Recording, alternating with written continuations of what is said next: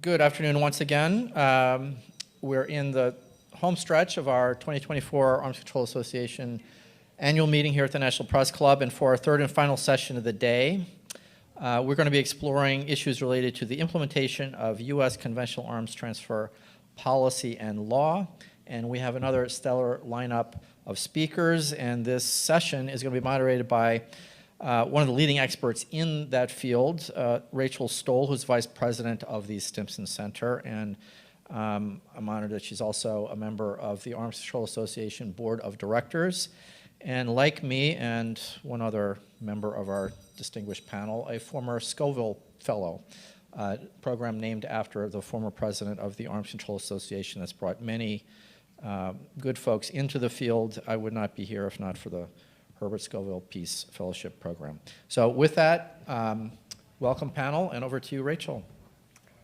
Thank you, Gerald. Good afternoon, everyone. Thank you for sticking with us to a panel that maybe seems a little bit outside what you've been speaking about today, but certainly dominates the headlines, and so I think is a very timely and relevant panel on achieving more effective implementation on U.S. arms transfer policy.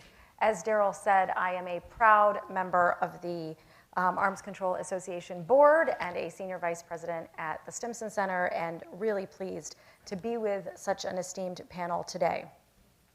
I want to first express my gratitude to the Arms Control Association for their decision to dedicate an entire session today to the issue of the conventional arms trade. I know that many of you are here to discuss ASA, and you've spent the morning and afternoon discussing ACA's critical work focused on nuclear nonproliferation. And while there is no doubt that these weapons pose an existential threat to our world, I think that recent events every day, just listening to the news on my way over here, illustrate how profound an impact the conventional defense trade has on the day-to-day state of armed conflict and human suffering. And I really appreciate ACA regularly putting these issues front and center and their willingness to tackle some of the more challenging issues of our time. From Ukraine to Sudan to Gaza and beyond, the wars that really are shaping our geopolitical landscape and the trajectory of international peace and security are being fought with conventional weapons that can last for decades and pose lethal threats to soldiers and civilians alike. And although many iterations of these weapons have been developed and grown more sophisticated over the years, they remain easily available and effective in waging modern wars. Unfortunately, despite the very real harms these weapons can cause, they are free of the stigma that has helped bridle decades of nuclear risks. In the absence of conventional weapons taboo, it is incumbent upon governments to develop strong safeguards for the conventional arms trade. And while there's ample justification for responsible security cooperation, I think we have all seen how difficult it has been to meet that global standard. So let me just provide a little background of the issues that we're going to highlight over the next hour. U.S. law on arms transfers is very clear. The Foreign Assistance Act of 1969 prohibits arms transfers to, quote, any country, the government of which engages in a consistent pattern of gross violations of internationally recognized human rights. Unfortunately, whether through waivers or convenient legal interpretations or disingenuous implementation, it's clear that the United States, over decades, not just currently, has fallen short of this standard. The Biden administration's conventional arms transfer policy that was released in February of last year was intended to do just that, raise the standards for U.S. arms transfers. As the world's largest arms exporter, the United States has a special responsibility to ensure that its arms transfer processes are rigorous and reflect strong values-based considerations of who is eligible for U.S. weapons and under what conditions. And I think that most of us would agree that there's much to be celebrated in the administration's new policy. And I'm sure our panelists are going to flesh out the details for us of what it all means. But it's clear that the CAT policy intends to raise human rights and due diligence standards and lower the burden of proof necessary to say no to a potential transfer. Now, I've been very consistent in saying the policy promised a lot on paper, but I think for many of us, there's been some disappointment about what that policy has looked like in practice. From those of us on the outside looking in, it seems like saying no to a potential arms recipient remains one of the few conventional arms taboos. And despite the various mechanisms and processes that have been developed to ensure greater restraint over U.S. arms transfers. They have not translated into some of the choices that some of us would have hoped for. So what I hope that we can learn from this panel over the next now 55 minutes is how we can better connect the spirit of the U.S. CAT policy to the practice of U.S. security cooperation. What does the CAT policy's implementation look like behind the scenes? How can we tell if it is working? And what loopholes and legal outs does the U.S. government have that erode the potency of the CAT policy? And lastly, what accountability mechanisms do we have to ensure the CAT policy is being applied as intended? Quite honestly, we have the perfect set of panelists to stage this discussion. I'll spare everyone long introductions, but on our stage we are joined by Ms. Mira Resnick, the Deputy Assistant Secretary of State for Regional Security in the Bureau of Political Military Affairs. And for those who don't know Mira, and you should, Mira oversees a myriad of the department's arms transfer and security assistance programs and was instrumental in the development of the administration's CAT policy. Next to Mira, we have John Chappell, who was the Advocacy and Legal Advisor at the Center for Civilians in Conflicts U.S. program. John focuses on U.S. law and policy related to civilian harm, arms sales, and security assistance, and has written extensively on U.S. arms transfers in this context. And last but certainly not least, we have Tolany, who is the Director of the Security Assistance Monitor at the Center for International Policy, and like me and Daryl, a former Stohl Fellow. At Stimson, by the way. Ari manages the world's only public database tracking U.S. arms transfers and military assistance programs and conducts extensive research on their impact on human rights and security landscapes. So I think you all have gotten the flow of how we are going to do these panels. You have pieces of paper on your tables if you have questions that you would like to ask. After the panelists give some opening remarks, I will be taking some questions as well as questions I've put together. But let's start with you, Mira. Can you talk a little bit about U.S. arms transfer policy, what it is, and how it is used for U.S. security assistance today? Sure, and let me just start by thanking the Arms Control Association and to Daryl for inviting me. Thank you, Rachel, for your comments, and also it's an honor to be on the panel with Ari and John. I will start by setting the stage at sort of a 30,000-foot level, a global level, looking at our arms transfer policy, and I think that we may get into some of the country-specific questions during the Q&A. The conventional arms transfer policy was updated in February 2023. It provides a framework under which U.S. government agencies review and evaluate proposed arms transfers. The CAT policy aligns U.S. arms transfer decisions with U.S. foreign policy and national security objectives. And by doing so, the United States can be a more effective security partner and can build on its global leadership in strengthening stability, advancing the protection of human rights, and supporting non-proliferation goals. This administration came into office with the understanding that we need to lead with the power of our example and not the example of our power. Democracies don't, can't, and won't play by the same rules as our strategic competitors. We need to do better. Human rights, democracy, and the rule of law are principles that inform how we approach security cooperation and are part of our interests globally. Arms transfers are considered on a case-by-case basis. They are assessed according to various considerations in the CAT policy, applicable export control regulations, and national interests. These considerations range from regional security, technological superiority, non-proliferation issues, and burden sharing, to name a few. The CAT policy helps the USG provide capabilities to US allies and partners and to promote interoperability, advance shared interests, and address shared security challenges. The CAT policy promotes the United States' comparative advantage over our strategic competitors. It also ensures that our arms transfers improve our allies and partners' self-defense capabilities against strategic competitors such as the PRC or Russia. The updated CAT policy, as Rachel mentioned, elevates the importance of human rights in the arms transfer decision-making process and notes that the United States will not transfer arms to a partner if the US assesses it is more likely than not that the arms transferred will be used by the recipient to commit or facilitate the commission of genocide, crimes against humanity, grave breaches of the Geneva Convention, and other serious violations of international law. Globally, we are operating in an environment of strategic competition, and that CAT policy accounts for this.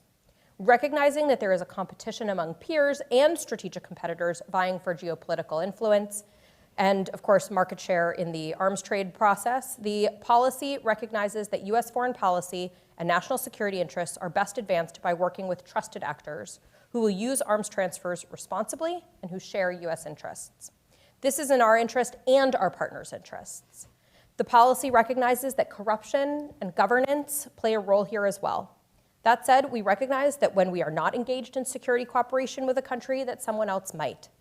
The formulation of "if we don't sell, someone else will" neglects to account for many of the dynamics that surround why some countries transition from one arms supplier to another. Factors such as cost-benefit, diversification, and dependency all play a role. Arms sales alone guarantee neither access, nor security, nor unilateral achievement of geopolitical outcomes. However, they can pave the way for building relationships and influencing behavior that can enable security outcomes that are in the U.S. foreign policy interest. Concern over who will fill the void is just one of the many factors to consider. By reinforcing respect for human rights, international humanitarian law, good governance, and rule of law, the CAP policy strengthens the resolve and values that reinforce U.S. credibility and national security. Therefore, by pursuing a policy of restraint and including our values among our interests, we are not in a race to the bottom. The Biden-Harris administration recognizes conventional arms transfers have significant implications for U.S. national security and foreign policy interests. As such, the CAP policy articulates the priorities and rationale for adjudicating arms transfers decisions, codifying the principles that the administration has been operating under since day one.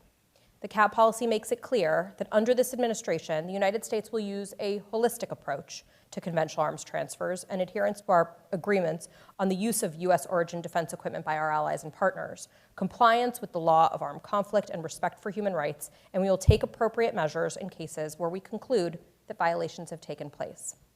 The United States is a global power with global interests. We are stronger because of our engagement. Our interests and values are inseparable. We are pursuing an affirmative agenda to advance peace and security and to promote prosperity in every region of the world. The CAP policy sets the administration on a course where we can support our partners and allies, including seeking to improve the outcomes of their operations. And we can pursue human rights as part of security. And let me be absolutely crystal clear. We don't face a choice between the two. We can and we must do both. Thank you.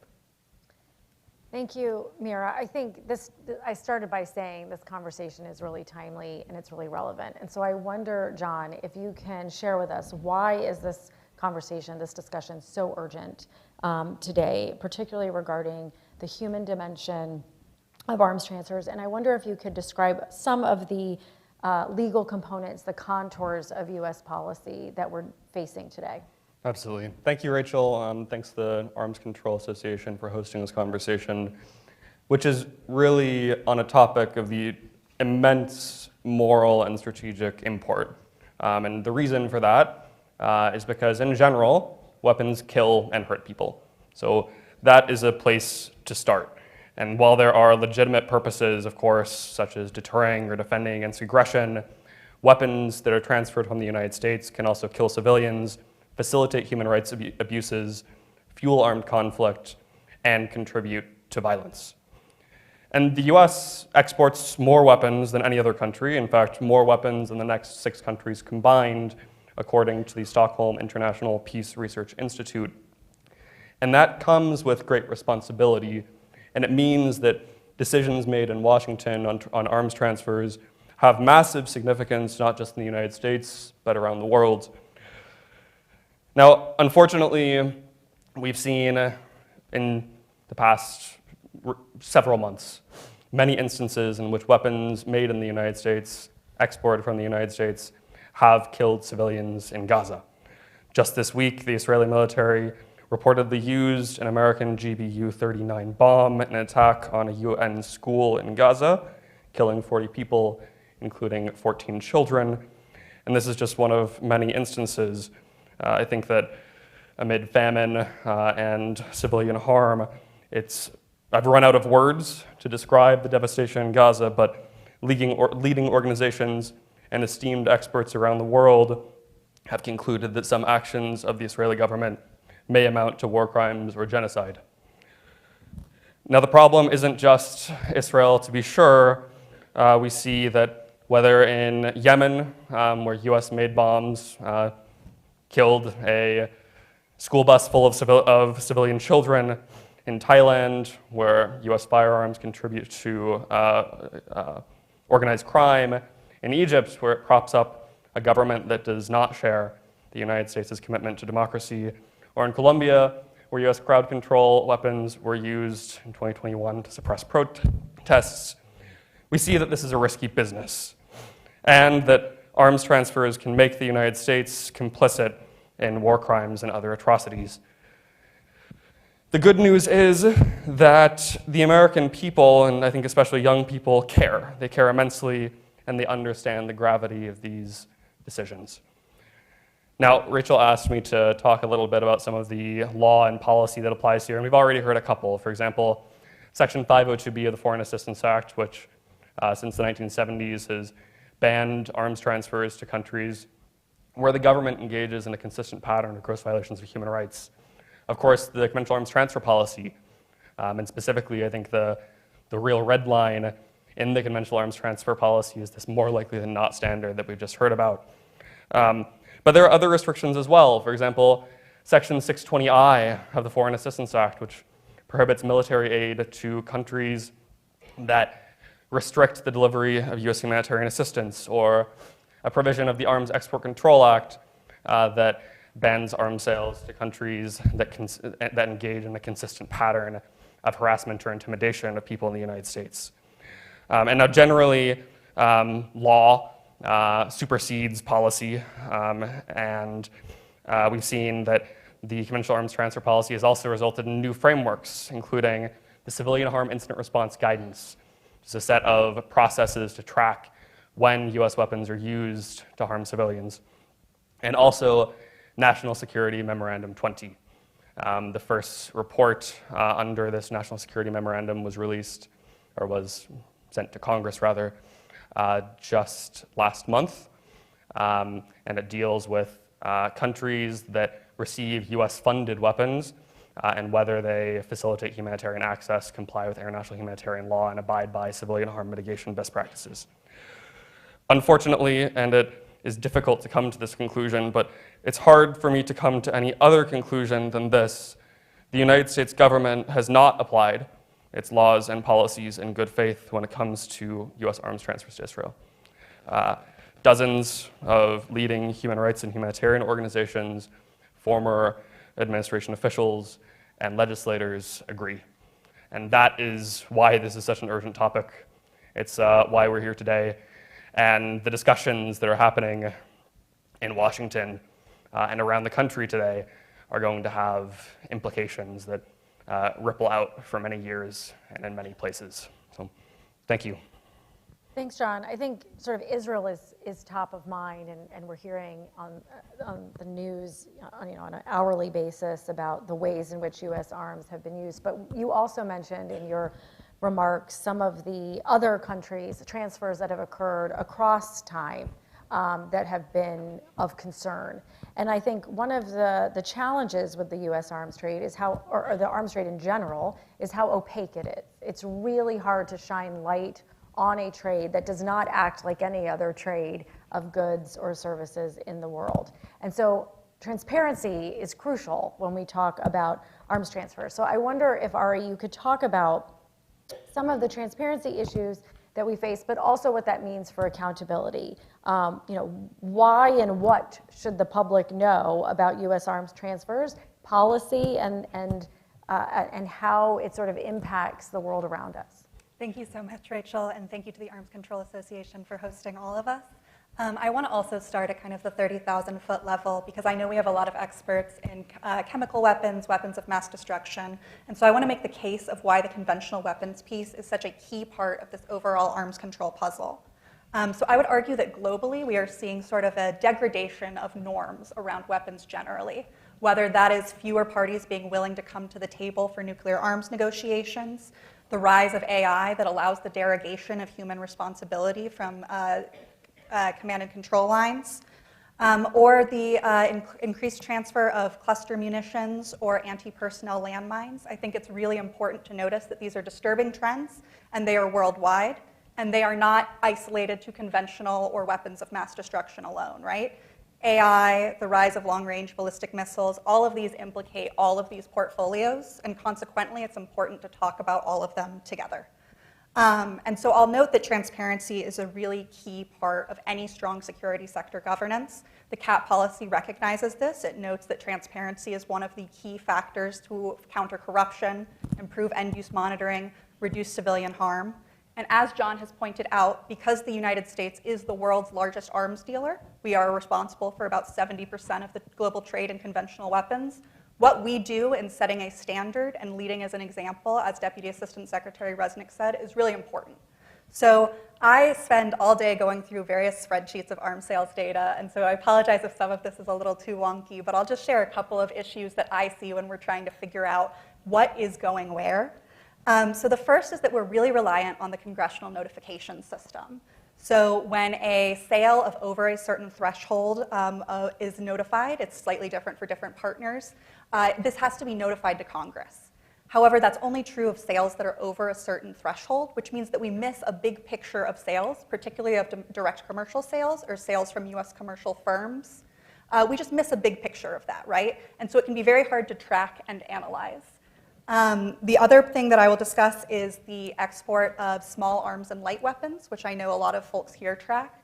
Because those are governed under the Commerce Control List rather than the United States Munitions List, it can be a little trickier for us to get transparency about what is being transported where. And I'll note the very recent release of a rule that is attempting to improve transparency around firearm transfers. I know that did not go as far as some people would like, but I think it is a good first step in moving towards greater transparency and accountability of the flow of small arms and light weapons, which has been particularly key in driving human security crises and migration flows in Latin and South America.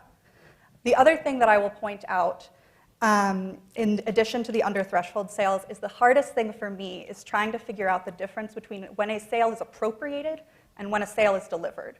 So, for example, in 2008, Congress approved the delivery of an F-35 delivery to Israel, and the details of that policy and the details of that transfer were just hammered out this last year, right? These are complex systems with very long acquisition and delivery timelines, during which time the human rights situation can change drastically, US national security interests can change drastically. For some partners, whoever the ruling government or party is can change drastically.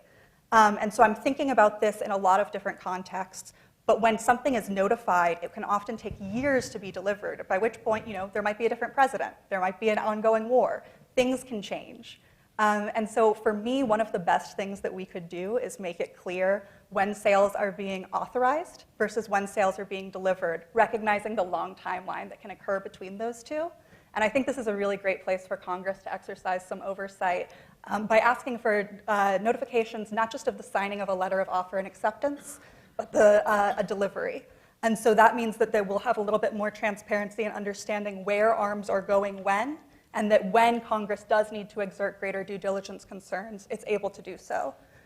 So one of the things that's been really on my brain lately, so in 1997, some of you may remember the Kargil War, which was the only time two nuclear-armed powers have fought one another.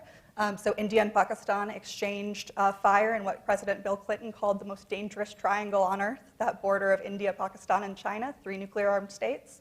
The United States has historically supported Pakistan through a robust security assistance cooperation relationship. We are now moving more towards support of India, including the recently notified sale of $4 billion of munitions, including Predator drones. We know that those sales are going to take a long time to deliver, during which the situation on the subcontinent with regards to nuclear risk or other concerns could evolve. So one of the things I would like to see from both Congress and civil society is a greater understanding of when funds are appropriated, authorized, and delivered, so we have a better sense of what US defense articles and services are being transmitted, where, and to whom. So those are my kind of big recommendations, and I'm happy to dig more into any of those as necessary in questions. Thanks, Ari. We got a great question from Ed Levine. And it's going to replace the question I told you all I was going to ask you. As the first question, I'm going to still come back to that, don't worry. But as sort of the first question, because I think each of you touched on the fact that there is policy and there is practice. And sometimes the policy seems to be more effective in the practice than others. And so let's assume that the overarching policy can have significant impact on routine actions while failing to influence the most difficult cases. What effects has the new policy had in practice on the cases that don't make the headlines? We've talked a lot about sort of the ones that are sort of at the top of mind, but there's lots of arms sales. When you talk about 70% of the global arms trade, there are lots of arms sales that do not make headlines and that are pretty routine. So I'll open it to all of you, but maybe I'll start with you, Mira. Sure. So I think that you are unfortunately not going to see headlines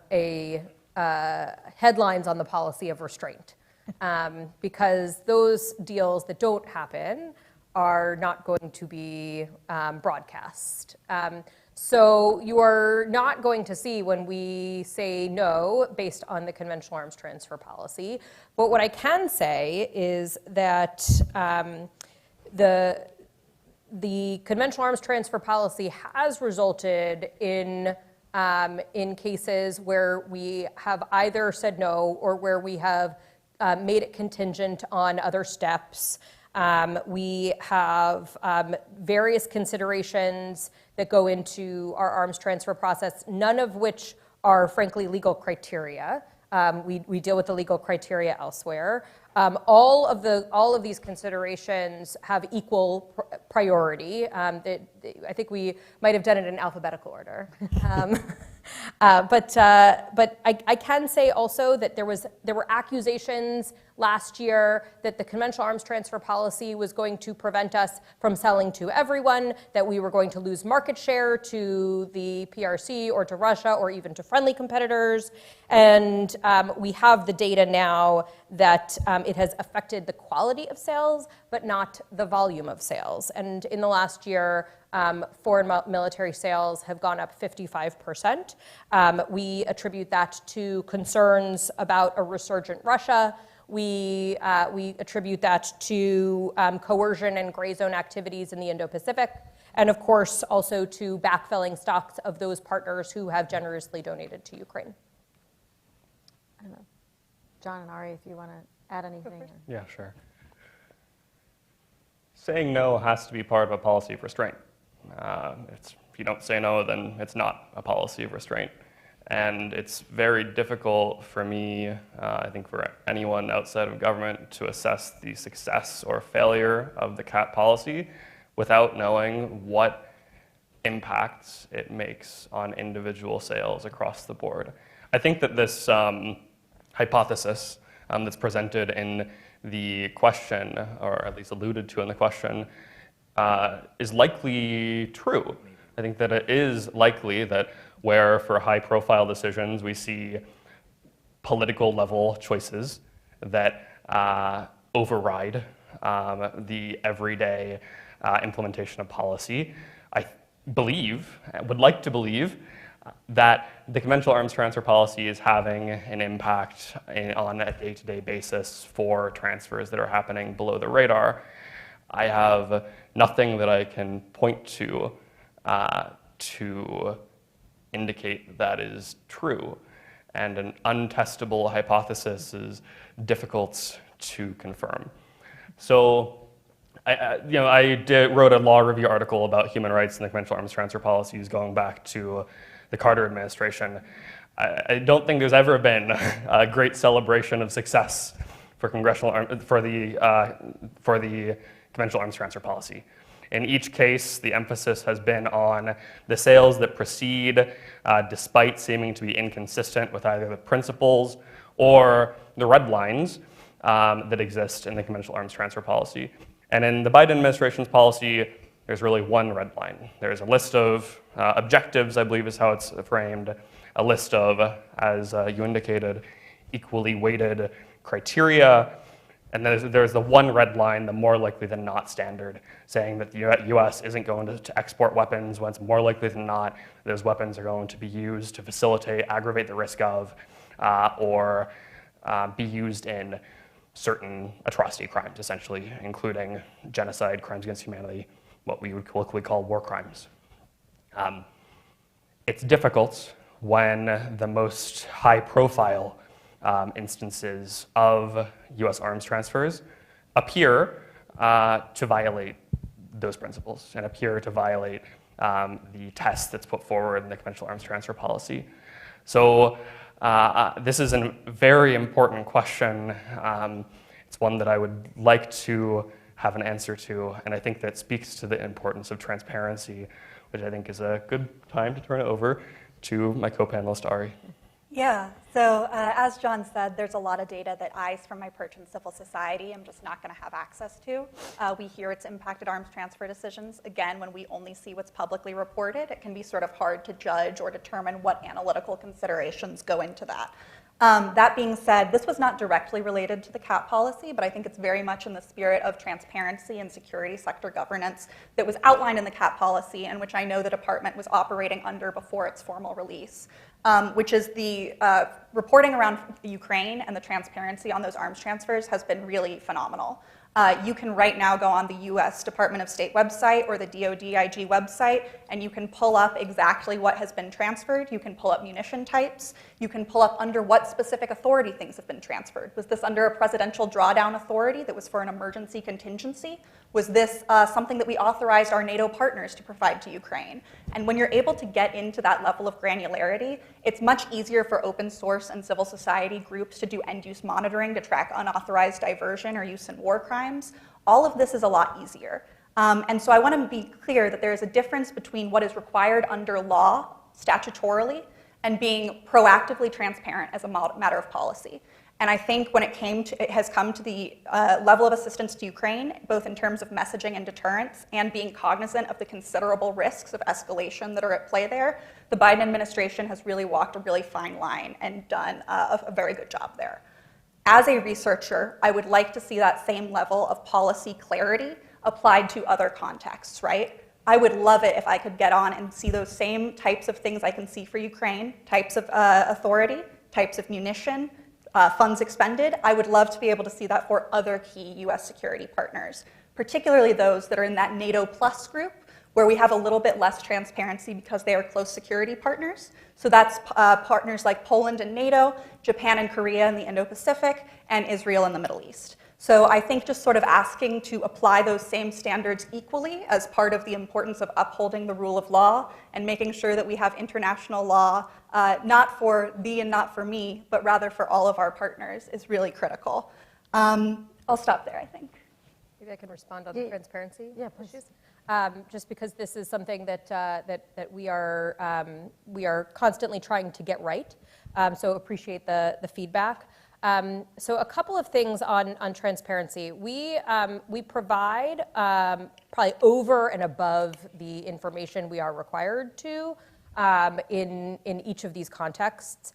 But of course, they are different contexts, and telegraphing the support that we have for Ukraine. It poses a different strategic messaging opportunity than telegraphing the vulnerabilities in the Israeli context and in other contexts as well. But for every over-threshold case that we have that requires a congressional notification, there are also going to be cases that are under threshold. But I can say that I think that there were some concerns that under threshold cases were being broken up so that they wouldn't cross the threshold. And I just want to be very clear that that is an impossibility, that once a case is implemented under threshold, if there are similar cases like that for the same item and it crosses the threshold, then we cannot move forward with those cases until we notify Congress. So we even notify Congress of items that were under threshold. We also provide transparency to Congress in all of these scenarios where we provide them required reporting on under threshold cases as well.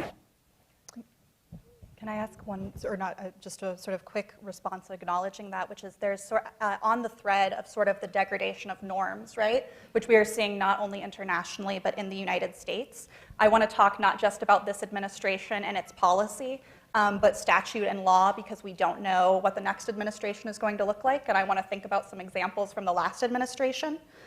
So from 2017 to 2020, the Government Accountability Office found that the Trump administration approved 4,221 below threshold sales to Saudi Arabia and the United Arab Emirates, mostly for their devastating air campaign on Yemen.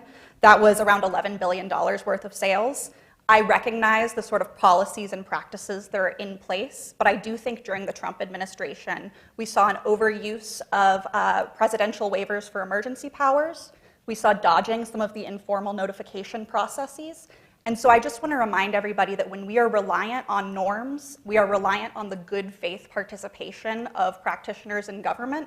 And I don't think we can always assume that we are always going to have the good faith, norm-abiding adherence to law among the United States government, and that's unfortunate. But I do want to acknowledge the risks that happened in the last administration and just note that that is a possibility, and I think it's one of the reasons that it's so important to codify these concerns so that we are not just trusting people to do the right thing as a matter of policy, but requiring it as a matter of law. And I think we could do an entire panel, truthfully, on just transparency and the degradation of transparency norms that we've seen in the last, I would say, 25 years, where it's not just the top line numbers that are revealed, but you used to be able to get very specific country level data in terms of the quantity, the value, the actual system itself, the authority that was used. Now you get an aggregated number of international traffic and arms regulations, U.S. military list number, and it's somewhat meaningless for those of us outside. It means something, and you can get sort of aggregate data, but being able to drill down to the level, particularly when you've seen that it is possible in a case like Ukraine, and then you can't get that information, and it doesn't have to be for Israel, but it can be for any number of other countries, is so frustrating, because you know it's possible. You know as a researcher it exists, it's just not visible. So Daryl, that will be panel for next year. We're going to talk about conventional arms transfer transparency. But let me go back to this idea about, we have good laws and policies in place, and as you said, Ari, it really does depend on, not just good faith implementation, but also in following the letter of the law in many cases. But because so much of this is policy and regulation, and it isn't just rooted in law, there's really a lot of interpretation that can be made by the various actors along sort of the transfer, just the decision-making process, but also the chain itself. And so I'm wondering from each of you, what could, whether it's Congress or the executive branch or civil society, what could we all do better to more effectively implement U.S. law and policy as intended without prejudice or favor to certain government, so that we're looking at these, as the conventional arms transfer policy indicates, on a case-by-case basis, but with these criteria and norms in place? I don't know who wants to. I'm looking at you, John. Okay, sure. You look like you're about to. I guess I'll go ahead. So I have said today, many others have said, as I mentioned earlier, that the United States is not complying with its law when it comes to U.S. arms transfers. Generally, when there is non-compliance with law, courts get involved. And the place where I want to start is, why is that not the case with the arms trade? Why is that not the case with U.S. arms exports? Because generally, U.S. courts don't intervene on any substantive issues related to U.S. arms transfers. And the reason comes down to something called justiciability. It's this set of principles that is rooted in the Constitution for when the U.S. judicial system won't weigh in on certain disputes. You've probably heard of standing. You might have heard that this issue is moot, and the mootness principle. Another is the political question doctrine. And the political question doctrine, I think, is one of the largest barriers that I have seen to judicial enforcement of U.S. arms transfer restrictions. Specifically, there's a case called Corey v. Caterpillar, which dealt with a woman, an American young woman, who was killed about 20 years ago by a Caterpillar tractor, actually in the city of Rafah in Gaza. And it was a question about, it was a case against Caterpillar, but because it implicated whether it was proper for the United States to provide a license for the export of these goods. The court in this instance found that it was not justiciable, so they didn't get to the merits. Now, interestingly, there's currently a lawsuit, Defense of Children, International Palestine versus Biden. This is a lawsuit brought under U.S. implementing statutes, the Genocide Convention. The Ninth Circuit is hearing arguments on the 10th, so that must be in 2 or 3 days. That's discussing these exact issues. But if courts aren't going to intervene, and we have at least alleged that the executive branch has not applied the standards in all instances, then that leaves Congress. And so I think that Congress has not done nearly enough, frankly, when it comes to enforcing legal standards on the books. But we have seen a number of important letters.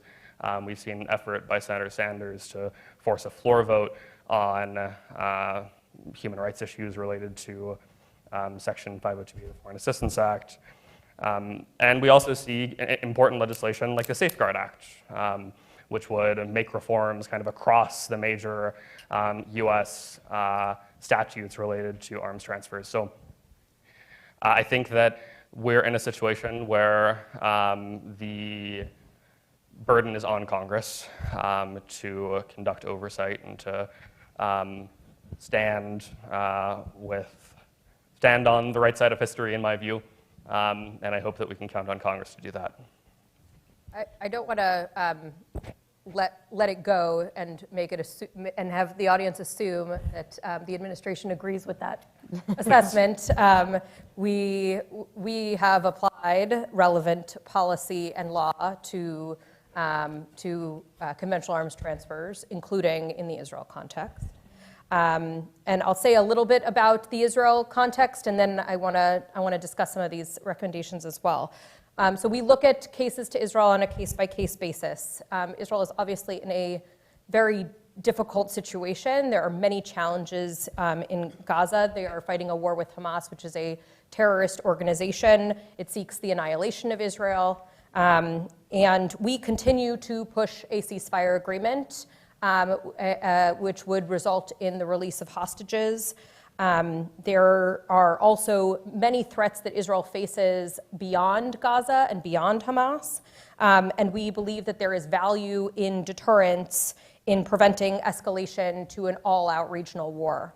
I'm not the first administration official to acknowledge that there have been too many civilians that have died in this conflict. And we continue to look closely at transfers to Israel. We want Israel to be able to learn the lessons that we learned in the context of Iraq and Afghanistan about the use of munitions, and that is why you saw President Biden pause the delivery of 2,000-pound bombs a couple of weeks ago. We have consistently said that it matters how the Israelis conduct these operations consistent with international law.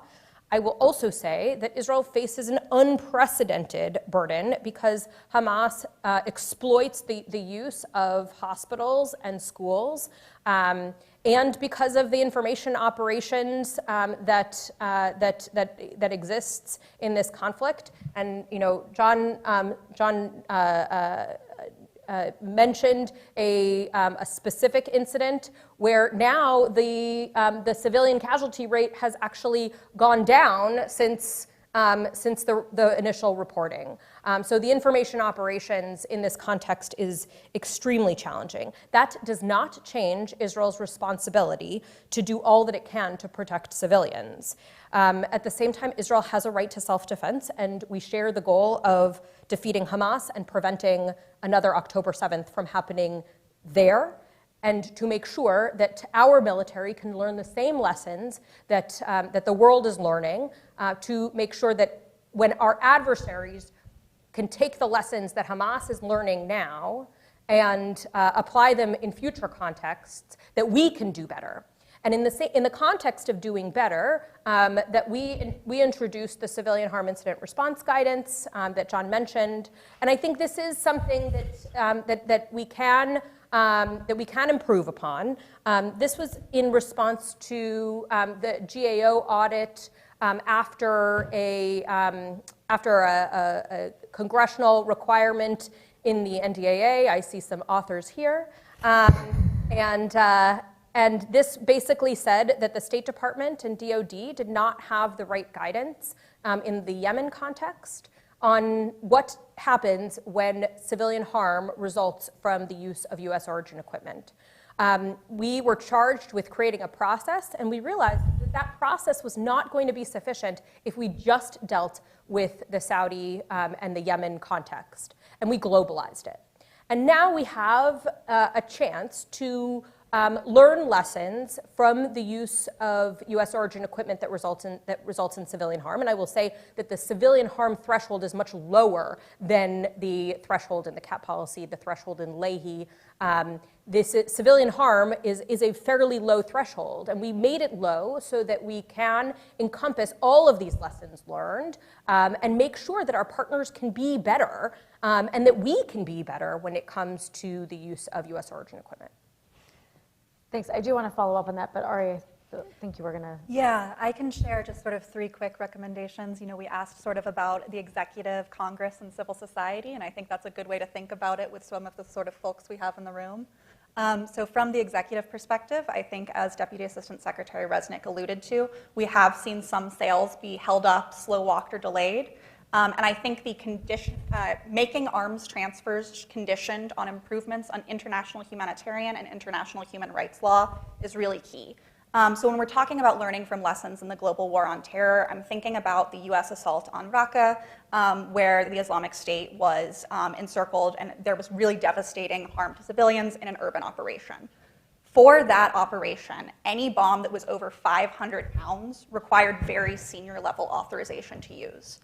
In the first several weeks of Israel's assault on Palestine, we saw repeated use of those 2,000 pound bombs. And so when I saw President Biden using that leverage to try to signal about the importance of protecting civilians in Rafah, where 1 million civilians have been displaced from Rafah to date, around 1.2 went in, around 1 million have been displaced. I thought that was good. I thought that was good political messaging, and I would like to see more of that from the administration. Again, not just in the Israel case, but for munitions which carry far higher risk of civilian harm and collateral damage. I would like to see a higher sort of threshold or greater due diligence exercised there.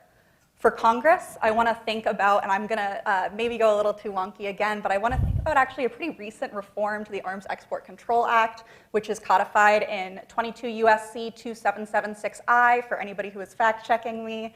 And that states that with the consent of the ranking member and the chair of the given Foreign Relations Committee, Congress, whether the House Foreign Affairs Committee or the Senate Foreign Relations Committee, can ask for a notification about a delivery, not just an authorization.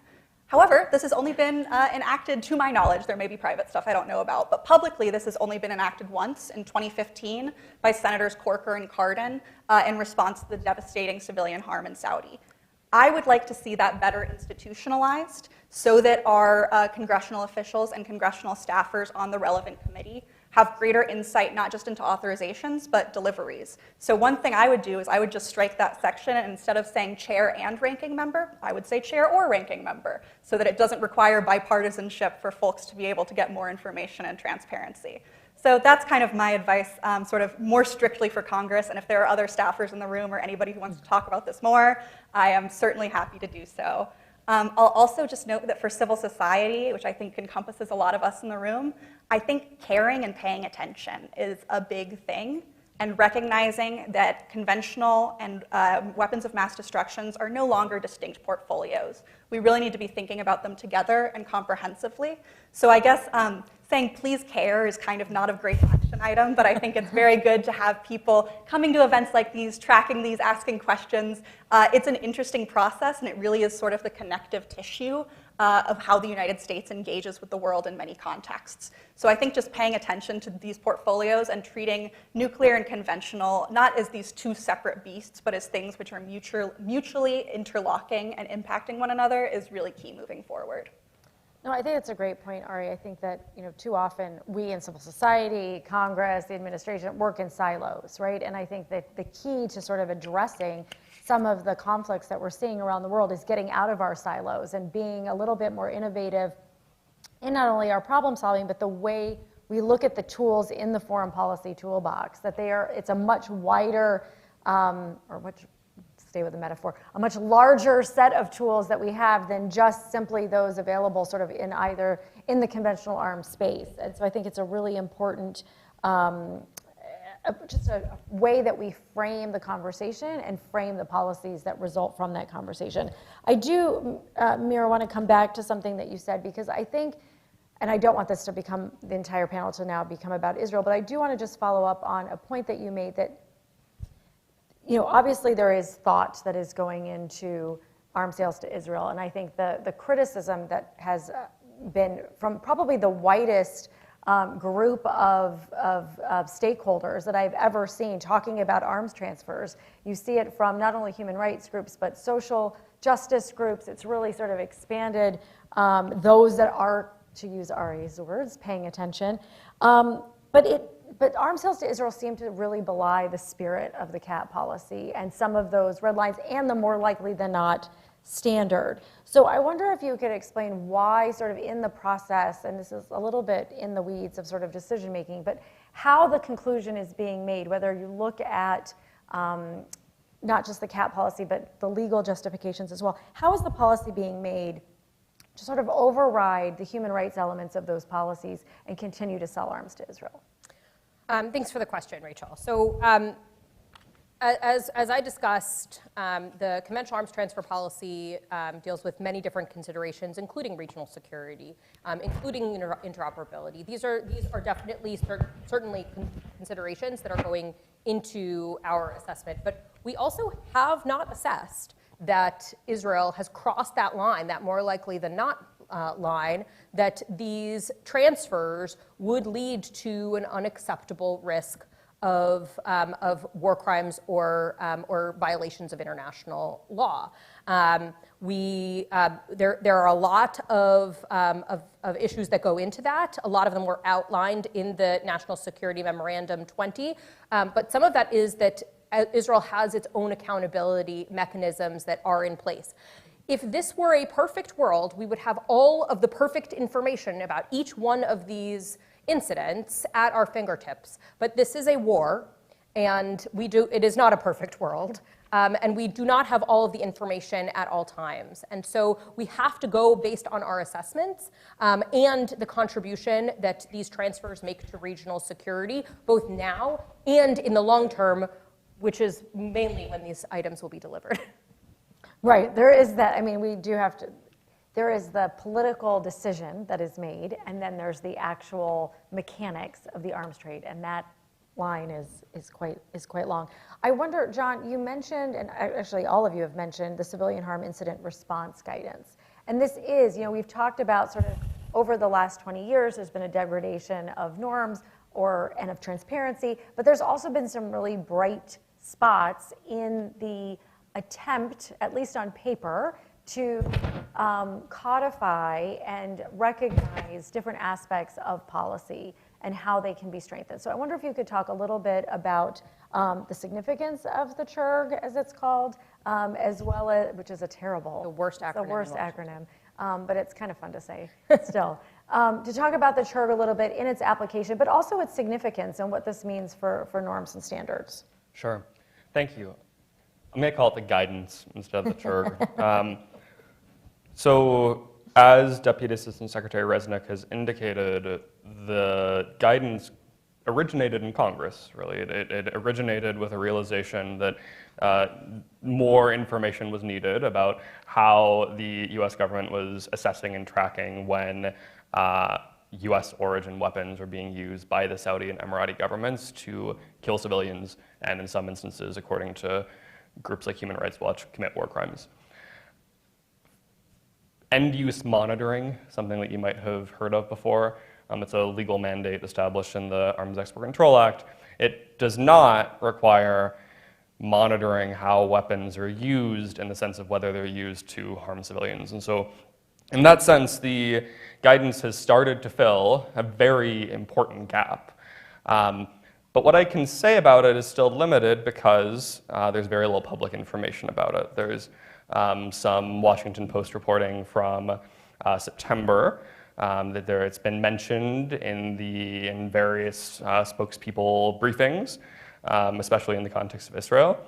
But there's a lot that I can't tell you about the guidance, including how, if at all, has it changed outcomes. Knowledge of how US weapons are being used is very important. It can inform better decision making. I'm unfortunately again in a situation where I cannot tell you anything about how and whether the guidance has resulted in better outcomes for civilians on the ground. So I think it's a positive step.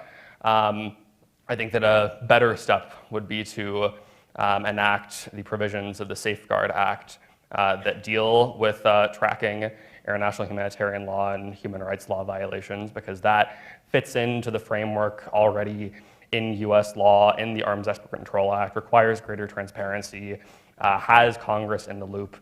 But yes, it's a positive step in the right direction, and one that I would love to have more information about when it comes to implementation. I think the point that you just raised, John, that using information about behavior is an indicator of perhaps behavior in the future, and using that in your arms transfer decisions is a really important one, because the previous administration actually said we don't have to look at past behavior as an indicator of potential future behavior. Yeah. So going back to your point, Ari, about codifying some of this good practice and making it administration changeable, or eliminating the risk of a new administration coming in.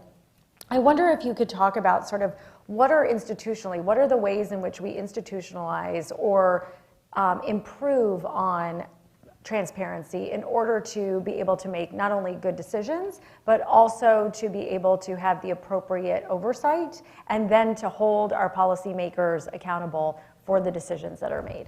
Certainly. And so I want to turn to a thread that John raised here, which is end-use monitoring, or what happens to a munition after we sell it. And Deputy Assistant Secretary Resnick also alluded to some of the issues that we have in the U.S. End-use monitoring regime. This is very much from an arms export Cold War system, where we were exporting largely to partners who were not involved in active hostilities, right? So in a case like Ukraine or a case like Palestine, it becomes a lot more difficult to determine where and how munitions are being used. And the two programs that we have to conduct end-use monitoring are really set up around unauthorized diversion and transfer, right? And this is something that has been very challenging, particularly in the Ukraine context, right? So previously, Ukraine had a lot of risk of weapons diversion and arms transfers, as do many of the post-Soviet states. And so there was a real cognizance from the Biden administration that end-use monitoring needed to be strengthened in this context, because we don't have great reporting for what's going on in an active conflict zone. We can't send a security cooperation officer into an active front line to figure out if a US munition is being used to facilitate a war crime, right? That is not practical. So what happens a lot in practice is that we end up seeing the intelligence community or civil society reporting kind of backfilling some of that gap. So if you look up National Security Memorandum 20, which was the report previously mentioned that included how US partners in active conflict zones are using United States defense articles and services, including in the commission, facilitation, or assistance of violations of international humanitarian law, you see that many of the cases reported are coming from civil society, right? We say, okay, here's a picture of a GBU-39 that was found in Rafah. We know that this was exported by Boeing. We know from the Cage Code it was from the 2010s. And so we're kind of doing this back-end end-use monitoring, relying very much on open source tools from Human Rights Watch, from UN reporters, from groups like Bellingcat that are doing things remotely. What I would, if I could make maybe like one change in the Arms Export Control Act, I would incorporate those provisions of the Safeguard Act, specifically Sections 7 and 8, which incorporate international humanitarian law and atrocity concerns into the mandate of end-use monitoring. And I'll note that's also going to need to come with a lot more resourcing for the State Department, right? The way that we conduct Blue Lantern and Golden Sentry, which are the two EUM programs right now, they're under-resourced, they're understaffed, it's a tough job. You're trying to cover 70% of the global arms market with like 15 people. It's not realistic. So I would like to see an increased mandate statutorily, which requires the use of international humanitarian law or probable violations to be tracked and monitored. I would like that to be implemented in the same way that we do public and civil society reporting on Leahy violations. So if there is a unit that a local civil society or a civilian feels is committing gross violations of human rights, so if there is rape under color of law or torture that is happening, say, from a unit of the Colombian military, civilians can report that to the United States government so that it feeds into the overall vetting process of trying to keep US munitions out of the hands of bad actors. I would like to see that type of system spread, not just to be Leahy specific, not just to be unit specific, but to encompass international humanitarian law, atrocity crimes, and international human rights law concerns into the statutory end-use monitoring mandate, accompany that with ramped up resourcing for those offices so that we have a better idea of where US munitions are being used. We are attentive to the strategic competition landscape and the increase in armed conflict, and we are better able to track and understand where these munitions are going, being used, and how they are impacting the United States brand abroad, particularly as we move into sort of this new era, because I think there was a lot of very interesting stuff in NSM 20. It's really tough when you just have a couple bullets from the intelligence community and then a bunch of civil society reporting, and you don't know how those cases were prioritized or selected or what the due diligence processes were. So if I could get anybody to take one thing away from this, incorporate international humanitarian law into end-use monitoring and up those resources. I would certainly welcome further exploration of that with the full acknowledgement that we would not have the resources to do that now, and that any changes in the mandate would have to be explored with full resourcing, because we wouldn't want to fall short of our mandate. Yeah, I mean, I think there's some common sense, good practice provisions with regards to the arms trade that I think you could get all key stakeholders to sort of agree on from sort of an ethical and moral perspective, but also from a practical one, that you can't monitor billions of dollars worth of weapons with skeleton staffs and short time frames and In turnarounds. conflict. In conflict zones, right? It's just not feasible. And so we have to keep it, sort of front of mind that the weapons that we're sending today, whether they're delivered today or delivered a year from now, have long-lasting consequences and really last far beyond not only the conflict for which they're being used or the non-conflict in which they're being used, but for lifetimes of different political considerations and changes in policy. I think Ukraine, you mentioned Ukraine already at the start of your intervention. I think Ukraine is a place where not only are we seeing incredible transparency, but we are seeing incredible conflict that is waged for years, and we're a country which this is not their first foray into this kind of conflict, but also has a very long history of having challenges with the control of conventional weapons within its borders in post-conflict zones, or post-conflict periods of time.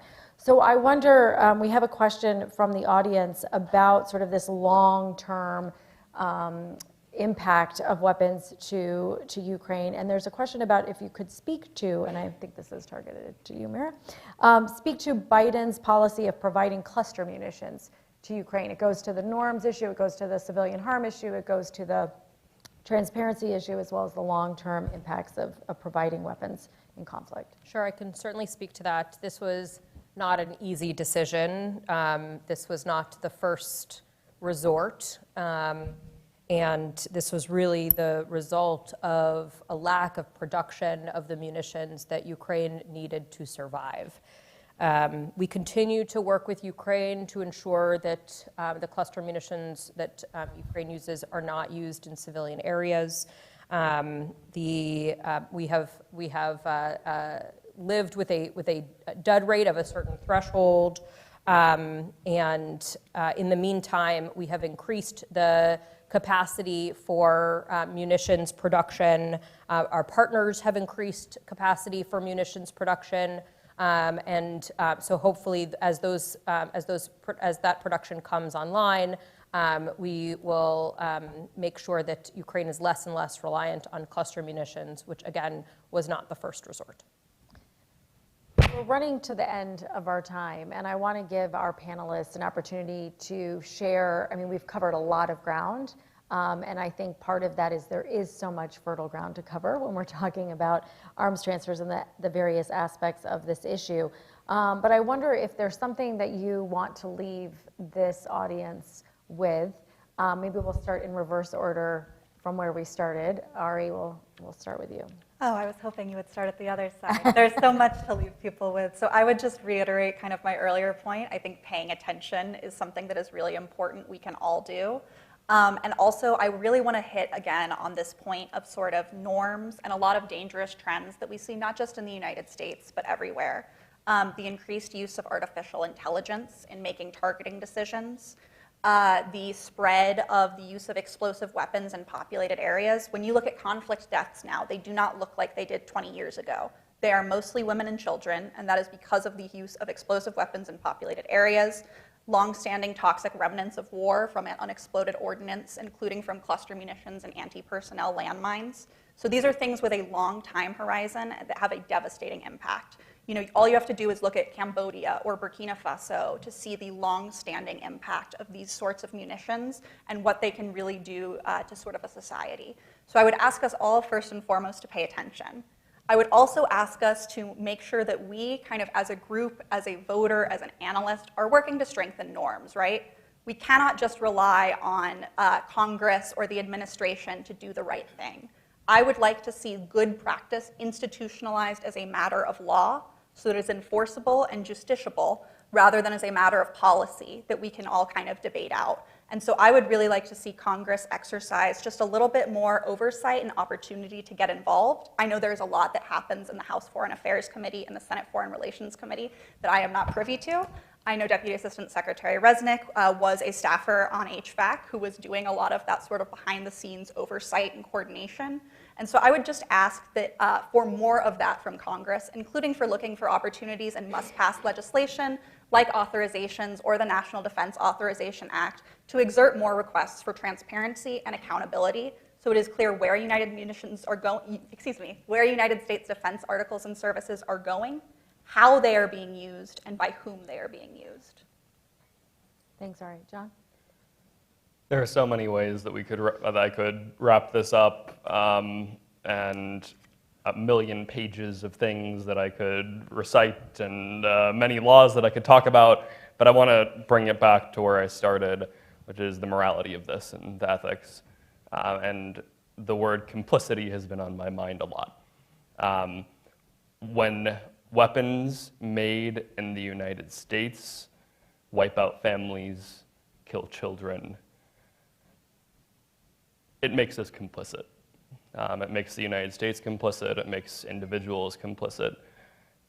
And I don't think that we can understate the importance of those decisions because of that. And thank you for giving this space for this conversation. It's a very important one. And I want to leave you with that moral and ethical point.